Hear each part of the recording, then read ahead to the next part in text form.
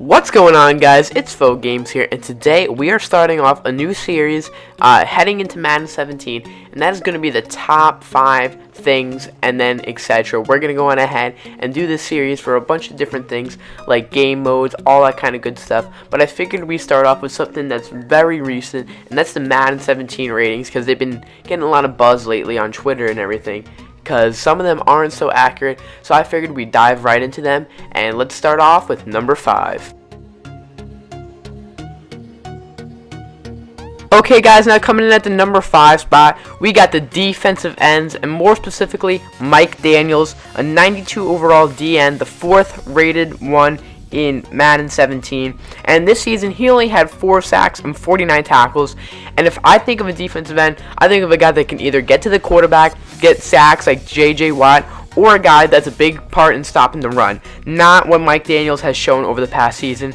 And another thing before we jump into this explanation of why I think he shouldn't be here, we should all remember that Madden ratings should be based on the past year, not on the guy's legacy. So for example, if a guy was an MVP 2 years ago and he got hurt last year in week 3, then he shouldn't be on the list this year, for just the simple reason that he didn't perform as well as other guys did last year. So with Mike Daniels, he didn't even rack up 5 sacks, where you had 3 guys left off the top 5 DNs: Chandler Jones, Carlos Dunlap, and Ezekiel Anansa. All 3 of them had 12.5 or more sacks, as well as over 40 tackles each, and Chandler Jones even had an interception to his stat line. All 3 of these guys I think could have made the top 5, and the fact that they didn't is just a shame, because they're all such great pass rushers, which is truly what the defensive end position should be all about. And I feel like Mike Daniels got away with one here, as he definitely didn't deserve that number 4 spot on the top 5 defensive ends in Madden 17. Okay guys, now coming in at the number 4 spot, I got a discrepancy that I think you could really put both these guys in the top 5, but one should be rated a whole heck of a lot higher. So we got Justin Houston and Khalil Mack. Justin Houston being rating a 97 overall, and Khalil Mack being rated a 94 overall, the 3rd best outside linebacker in Madden 17. And I want to start off by saying that Khalil Mack is a DN. He is a true DN. He's no longer a hybrid. He plays DN 95% of the snaps, and he should be listed as one, and he should be listed as the 2nd best one behind J.J. Watt. But we're not going to get into that. We're going to get into them listing him as an outside linebacker. Now, Justin Houston didn't even have half the amount of sacks he played, and he had barely half the amount of tackles that Khalil Mack had. So Khalil Mack had 15 sacks, 2nd most in the NFL, a true beast this year, also causing 2 forced fumbles and a safety against the Broncos.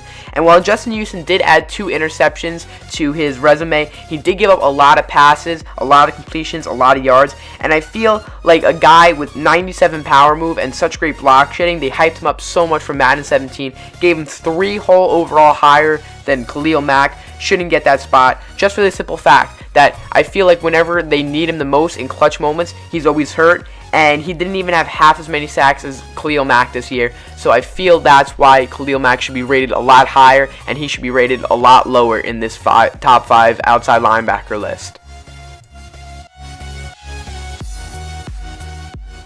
Now coming in at number 3, we got another big problem I see with the middle linebacking position.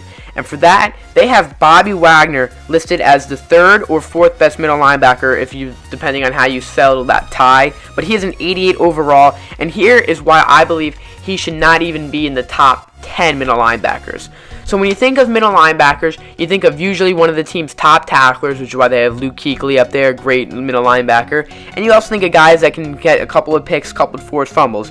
However, this year, Bobby Wagner had absolutely no impact in pressuring the quarterbacks with only a half a sack. He did get 2 forced fumbles and 2 touchdowns, but guys, if you look back at the tape, it was just really him falling on the ball in the end zone for his 2 touchdowns. So not much there, but he did have no pass deflections, no pass interceptions. So that's another big reason I think he should be on this list, as well as only having 114 tackles combined, and I don't really think that's a top 5 material for middle linebackers, especially when you look at it. Levante David and Navarro Bowman, by the way, Levante David has been playing a ton of inside linebacker, so even though he might be classified as an outside linebacker, he plays like an inside linebacker, and I think he should be rated as one because he had 147 tackles, over 30 more than Bobby Wagner, 16 pass defenses, 3 picks, 2 forced fumbles, a touchdown, and he had 3 sacks to add to that impressive list of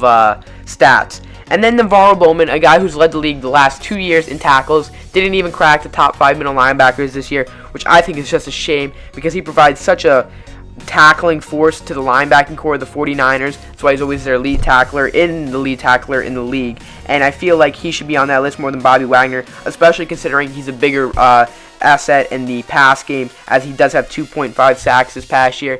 And once again, guys, I feel like all these Seattle guys are still hyped up from 2 years ago, and I think we need to start rating guys based on their previous year performances and not on their overall legacy, we should say.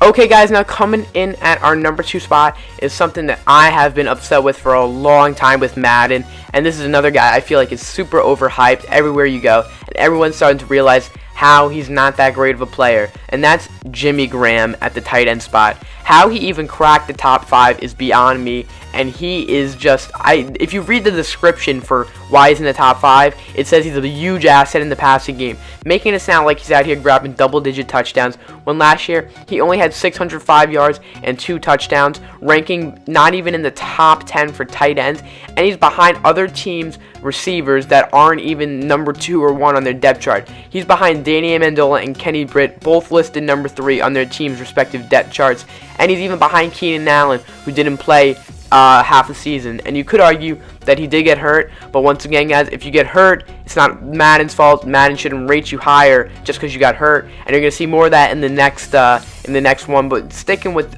Jimmy Graham right here, he just wasn't a big player this year. He got 2 touchdowns. You could think of guys like Gary Barnidge, Jordan Reed, Travis Kelce. Barnidge had a 1,000+ yard season, 9 touchdowns. Reed was huge this year for the Redskins with 11 touchdowns, 952 yards. And Travis Kelce was even big for the Chiefs with 5 touchdowns and 875 yards. All those guys, I think, were a lot more deserving to crack the top 5, especially Jordan Reed, rather than Jimmy Graham. Okay, guys, now coming in at our number 1 spot. Oh my god, this is just terrible. I can't even stand to look at this. The running back order that they decided to make up is just horrible for this year. Le'Veon Bell is rated number 1, a guy who barely even played this year. He served a 2-game suspension at the start of the year, and then he was out by, I believe, week 9 for the rest of the year. And just to show you guys how little of an asset he was this year in the running game, I'm going to give you a couple of key statistics.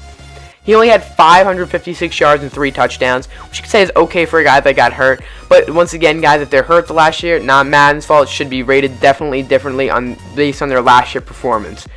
Cam Newton, Russell Wilson, Tyrod Taylor all had more rushing yards than Le'Veon Bell. Le'Veon Bell's backup, D'Angelo Williams, who played great last year, had over twice the amount of rushing yards that Le'Veon Bell had, I believe.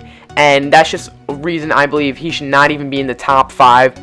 Then coming in at second, we have Adrian Peterson, which I agree with. Third, Doug Martin. I'm not a big fan of the guy, but he did have a great season last year, so you can't really argue with that because, once again, it should be based on last year, not how they do in previous years.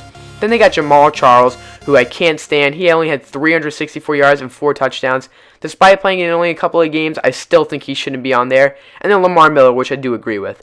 And then I kind of made up my own list that I conceived right here, telling you what it should be. I believe Adrian Peterson, should still be number 1. He was number 2 in their list. I don't think Le'Veon Bell should even be in the top 5, or Jamal Charles. Then number 2, I think, should be Todd Gurley. This guy's a workhorse. He barely even played for the first half of the season. I think he only had 3 games in the first half of the season. Still racked in 1,100+ yards and 10 touchdowns in the short time he did play, earning him a Rookie of the Year nod. And then David Johnson, I believe, should be number 3. He only started in 5 games, yet he still got 581 yards rushing for 8 touchdowns and 36 receptions for 4 touchdowns. And he was a factor on the special teams, getting a kickoff touchdown. And then I believe Lamar Miller should be number 4. He played pretty decent for the Dolphins last year, and I think he's going to be really good on the Texans, replacing Arian Foster. And then number 5, I think, should be Devontae Freeman. That dude was just a workhorse last year. 1,000-plus yard season and 11 rushing touchdowns. That's what I believe the top 5 running backs should be. Let me know what you think down in the comment section down below. Also, let me know what you would like to see as our next top 5 video. Make sure to like and subscribe for more, and I will see you guys next time.